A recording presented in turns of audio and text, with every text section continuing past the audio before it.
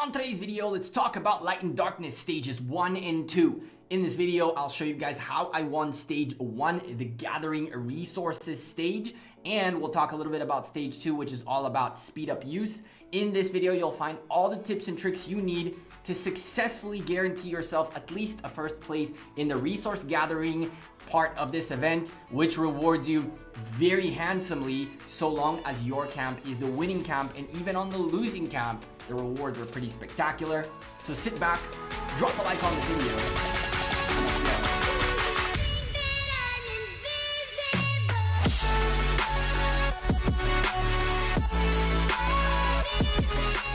Hey there YouTube, welcome back to Gekko Gaming.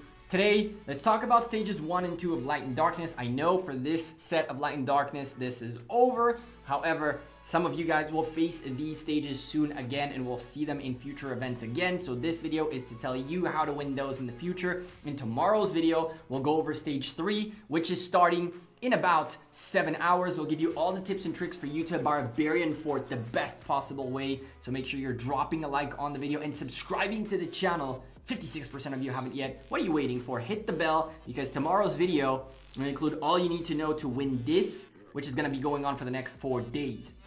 So as you can see, the first 2 stages are over, and in stage 1, Camp Solaria won both stages, by the way, and I ended up in first place.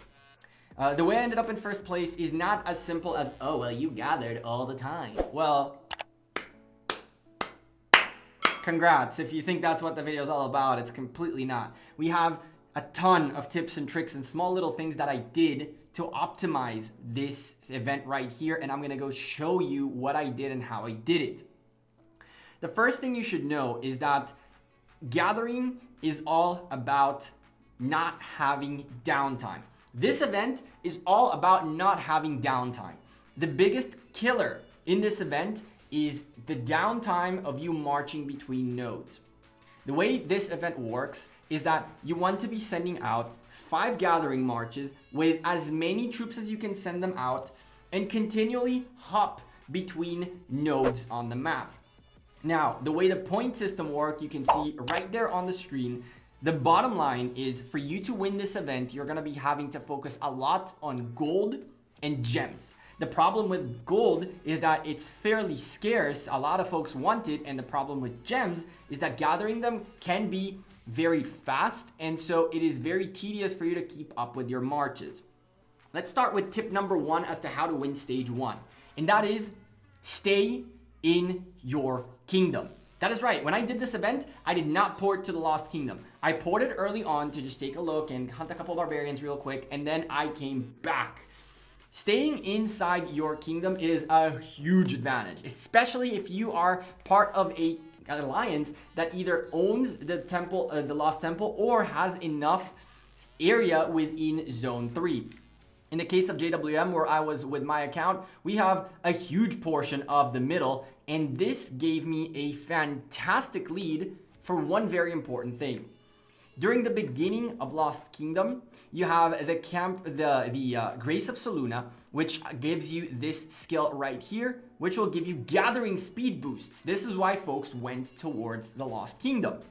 However, in the Lost Kingdom, you will not have territory. And remind you, gathering on territory will give you a nice little 25% boost, at least for us here in JWM. So for me to stay in Kingdom 59 and go hunt for the level 6 or level 5 gold nodes on territory was actually much better than folks who had to march across the whole Zone 4 in KVK to find these nodes. Even after they reached 35% gathering speed, which was fairly quickly, I was still with 25% compared to their 35%, and then we offset that with something that is another tip in this video. So the first and foremost thing you need to do is stay in your kingdom. You'll be very well set up if you are staying in your kingdom. You'll have tons of gold nodes available on your territory, as well as gem nodes available on your territory, which will give you an extra few points, but they will require of you to be very, very careful for your marches not to come home. Your marches can always come home. That is not an issue. However, every time they come home, your points go up. And when your points go up, you're telling your opposition how much gathering you've been doing, how active you are, so forth and so on. So you try to hide those points as much as possible. The second tip I have for you guys is Alliance Motherload. That's right. I need to give a big shout out to Box, an R4 from leadership of JWM. I hit him up and I was like, yo, how about we stay here? And how about we drop, I think he said, let's drop an Alliance note. I knew that I wanted to get a gold Alliance pit in here as quickly as possible, because the moment you do that, that is one march that is going to be gathering consistently. In Lost Kingdom, they had gold pits all the time, but the problem is so many people were there that the gold pit would end, and then you got to rebuild it, and then you got to wait till it builds, and then you got to get back in over and over and over. We built one of these pits where I believe we were sitting right here, and we built a pit in this corner, and we sat in here with those marches for 2.5 days straight. For 2.5 days straight, our march was in there in the Alliance node, just completely gathering gold 24/7. The second tip for you guys is get that Alliance node in your kingdom. Hope and pray not that many people stay behind to do it. And if you're lucky enough, like we were, it was only me and Box, that thing went on until it pretty much expired, which was actually crazy. We picked up, I believe, 28 million gold across the both of us. And the march that we used was also very important. We ended up using a combination of Constance and Syundok. That's right. Constance, her trick is this right here. You receive an additional resource upon completion of gathering. At 10%, you get more resources equals more points, which by the way works. And then you go into Syundok, which I don't think I have. Do I have her on this account yet? Let's see. There she is. With this right here, her gold gathering speed is up 30%. Go take a look at Constance real quick.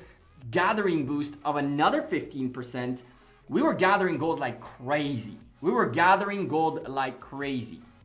On top of that, recommendation is go get your equipment for gathering. It doesn't need to be the latest, greatest possible gathering equipment. I did not use the best gathering equipment out there. I went for a very basic set. You have the pants, which you'll probably have a few of these different blueprints and they're fairly cheap. I went for I believe it's the gloves, which, no, not the gloves. It was the pants. It was the shoes gathering, and it was the sword, I think. Is it the sword? Yeah, and the sword. Shoes, sword, pants, another 5% like that. And with a little bit of luck, you get them to be specialized for your commander. Another 30%. You'll end up with another 1-2 extra percent. That one march, Constance and Syundok stayed in the pit for the entirety of it. So right there, 1 out of 5 marches, don't need to care for anymore. It's consistently gathering. While I slept, which I slept very little, while I was gathering, while I was eating, while I wasn't in game, it was always gathering.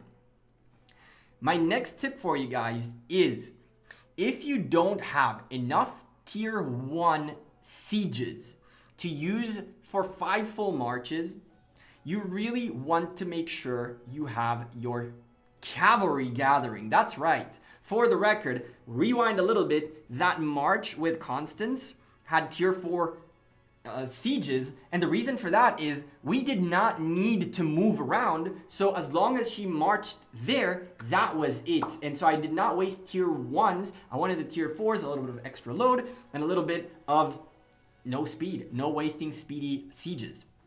The next point is all about speed of moving between nodes. If you have tier 1 sieges, perfect.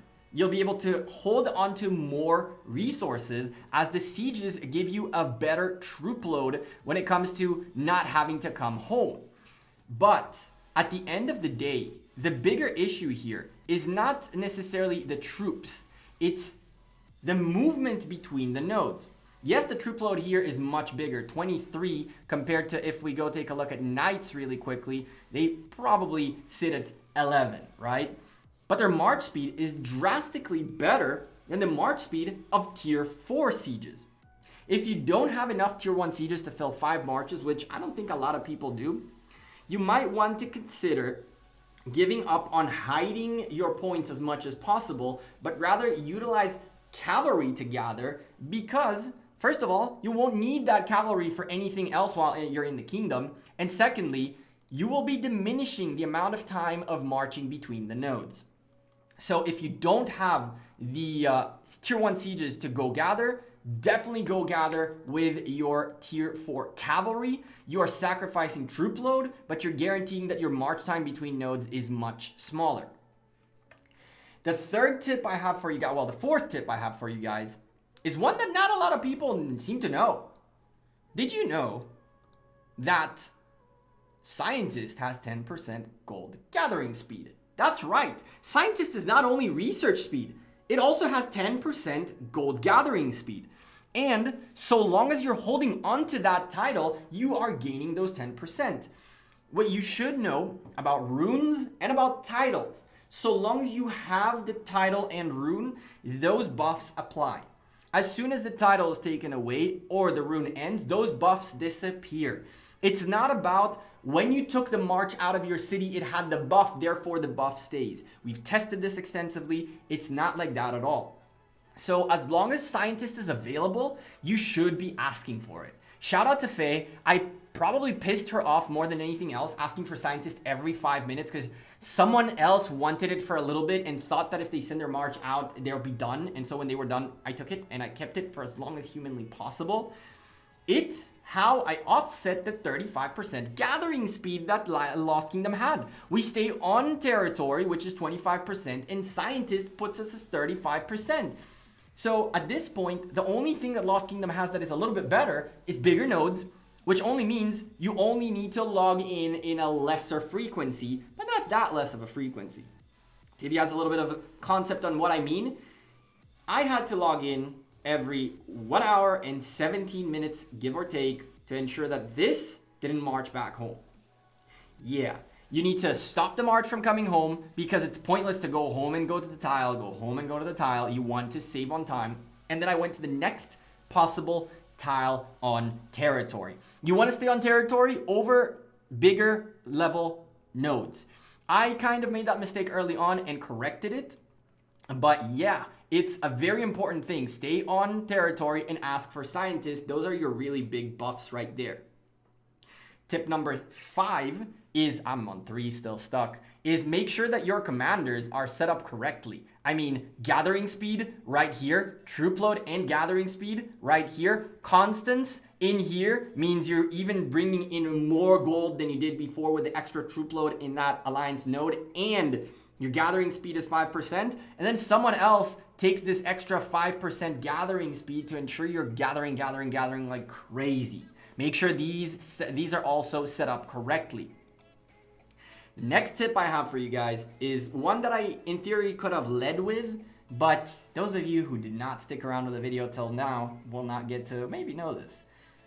Just like Mightiest Governor, you can pre-gather. That's right, you can pre-gather. You can start gathering a week ahead of time. What I did is, because of a Cyrus League, I couldn't pre-gather more than 8 hours, 9 hours ahead of the event. So what I did is, as soon as the Cyrus League ended, I ported to the center. I sent 5 marches out to a flag, and then I ported myself as far as humanly possible. I went from here all the way to here. Why? I want to make sure that my marches don't come home if I slip. And I almost did. The march speed between here and here of sieges is about 1 hour and 45 minutes. So at one point, I caught some of my marches in here when I had a little bit of a busy call at work and I didn't pay attention. But by sending my gatherers out to the center early on, I gathered about 3,000 gems ahead of time, roughly 2,400 gems ahead of time, which got me 240,000 points instantly. That's how I started. I started with a huge lead, and in our camp, thankfully, only one other person did it, and he did it better than me. He got like 400 and something thousand points. He didn't end up sticking with the event for a whole 4 days. Pre-gather, get 5 marches out with all the sieges you can. Fill those with gold and gems a week ahead. Stick them in a flag. Chill for a little bit. When the event comes in, get right back in. You can do the same exact thing as just not bringing your your marches back to the city. Just keep pre-gather and keep gathering. And once that fills up, that's when you go home.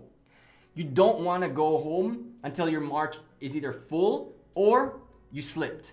I slipped a few times, not gonna lie to you. 4 days of sleeping an hour and 17 minutes every intervals really got to me on day 3 and day 4. I was also a little sick. So on day 3, I didn't wake up one of the times and I ended up sleeping for like 4 hours. And on day 4, I slept like 4.5 hours instead of an hour and 17 at a time. But other than that, every hour and 17 minutes, I had an alarm to let me know I need to get back in the game. I need to put these marches back out. And at the end, on the last 2 minutes, I came in with, I think, over 1 million points. One of the final points I have for you guys for this Past Glory Stage 1 is it's all about who gathers the most, and you are going to want to gather like crazy.